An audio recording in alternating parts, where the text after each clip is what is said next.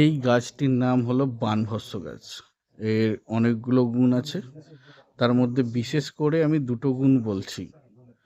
একটি হলো যে আপনাদের উপর যদি কেউ কোনো রকমভাবে কালা জাদু করে বা বান ক্রিয়া করে বা কোনো রকম তন্ত্রক্রিয়া করে আপনাদের ক্ষতি করার চেষ্টা করে, তাহলে এই গাছটি দেখছেন, এই গাছটি যে শেকড় আছে, শেকড়কে আপনারা মঙ্গলবার বা শনিবার বা যে কোনো গ্রহণে সকালবেলায় আপনারা যদি তুলে সেটিকে আপনারা কোনো কিছু কবজের মধ্যে না ঢুকিয়েও 1 ইঞ্চি মতো কেটে আপনারা সাদা সুতো দিয়ে গলায় বা হাতে বা কোমরে যদি ঝুলিয়ে রাখেন, তাহলে দেখবেন যে ক্রিয়া করেছে সেটা কেটে যাবে।